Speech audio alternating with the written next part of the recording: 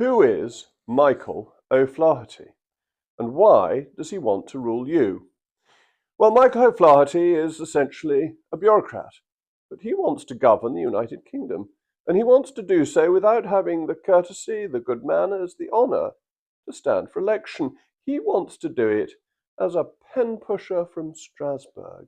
He is the Human Rights Commissioner for the Council of Europe. And he has decided in his great wisdom, as a foreigner, as an Irishman, that he can rule the United Kingdom better than our own government can. Now, I'm not a great fan of this government. I certainly didn't vote for Sir Keir Starmer, but he has a mandate from you, from us, the British people. Michael O'Flaherty has no mandate at all. He's just a busybody who wants to tell us how we should be run. And he's got some suggestions that wouldn't be voted for by anybody. Certainly wouldn't win a mandate in this great country. So what does he want to do? Well, first of all, he wants to allow men to go into the ladies' loos. He is in favour of trans people deciding where they go and thinks it could breach their human rights if they're not allowed to go where they want and if they have to prove who they are before they use certain types of lavatories or changing rooms. So if you feel like dressing up as the opposite sex, then you can just wander into their facilities, courtesy of Michael O'Flaherty, because he thinks this is a fundamental human right. The British people, the British voters, the British government, indeed the Supreme Court, think this is nonsense. So why is some random Irishman lecturing us about how we run our country? Well, it's because we belong to the European Convention on Human Rights, and we accept the authority of the European Court of Human Rights. And we must pull out, because this is unutterable nonsense that one unimportant bureaucrat should be in a position potentially to move the court to tell us how we should run our country and to tell us to do something that is patently absurd.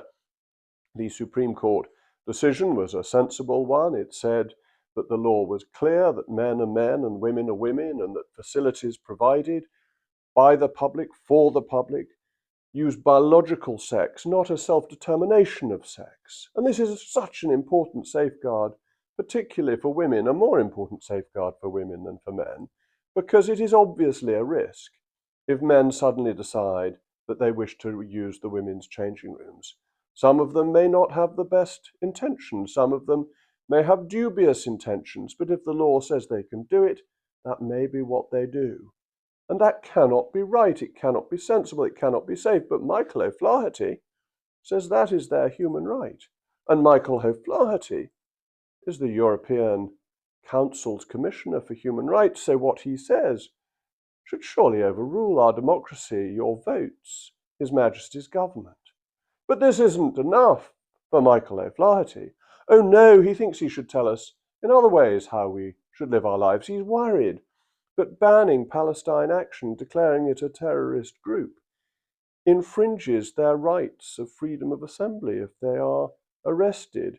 He's worried that restrictions on marches infringe the rights of people who are causing disturbance and problems and troubles. But it's none of his business. I have concerns about restricting rights and restricting freedoms. That's why I stood for election last time, I must confess, unsuccessfully. But I put myself in front of the British people in North East Somerset and Hannam, to say, do you want my view of the world or do you want a Labour view of the world? And they wanted a Labour view of the world, which was their right. But Michael O'Flaherty has no right. He is an Irishman who wishes to tell the people of the United Kingdom how to live, because he is the Commissioner for Human Rights of the European Council, and that is a very important role, and a role that it seems should be allowed to override the way we have voted, the way we have decided for ourselves. And in both of these areas, there is a very strong argument for what the government is doing. In the area of trans rights, this has been debated in this country extensively. It has been looked at all sides. There is a balance that has to be struck between the rights of a tiny minority of generally troubled people and the ability, if they are given excessive rights, of abuse and of other people misusing them and becoming a threat to women. It has been debated in Parliament and it has been through the courts. They have come to a balanced and reasonable decision backed by most people in this country. The debate has been fierce. The debate has sometimes been antagonistic. Some of the participants have been threatened during the course of this debate. But the British people have discussed it and the British people have decided. It is surely not right for a foreign bureaucrat to tell us now that after all this debate, all this consideration, all this deliberation, that we are wrong and he is right. And when it comes to Palestine action, actually, I think the government possibly has overreacted. I think that arresting silly old fools who pretend they support Palestine action and saying they're terrorists wins sympathy for a bad group. It's not to say that I don't think the leaders of Palestine action are terrorists and that the leaders shouldn't be penalised for terrorist intentions.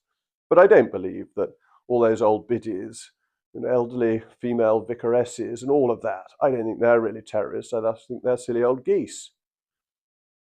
But that's the right of the British government, having considered the evidence, to decide what the balance of risks are.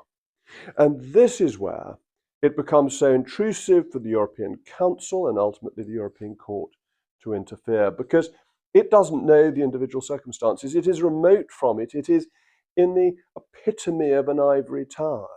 The only good thing to be said for Strasbourg is it makes very nice foie gras. It is not in any other sense a place that relates to what is going on in the United Kingdom. It is a place that is remote from it, is kept clear from it, is quarantined from the reality of life in Britain and how you need to govern a large state. And so its interference is not only unwelcome and ill-advised, but it's not what we agreed to. If you go back to the European Convention on Human Rights and when it was signed, and what were the people thinking, what were the statesmen in the UK thinking when they agreed to it, it did not occur to them that it was going to become the right for men dressed as women to use the ladies' loos, or for dangerous people not to be stopped by the state. They thought it was there to stop torture, to stop people having their fingernails pulled out by the Gestapo. They thought it was there to protect the real rights, the rights that we've enjoyed in this country for hundreds of years. It didn't occur to them that people who knew so little of how this country works would be able to tell us how to run it, or that our democratic processes and debate could be overturned by it. So, Michael O'Flaherty, you have no business telling this country what to do. We are not interested in your views about how this country should run. We want you to stop telling us because you have no right to tell us. And actually, you have just helped clarify our thinking that we must leave the convention, we must leave the jurisdiction of the European Court, we must make our own laws for our own people with our own protection of human rights. We heard the clock strike. Well, let's hope symbolically it is the bell tolling for the end of our membership of the European Court and the European Convention. As always, thank you for listening.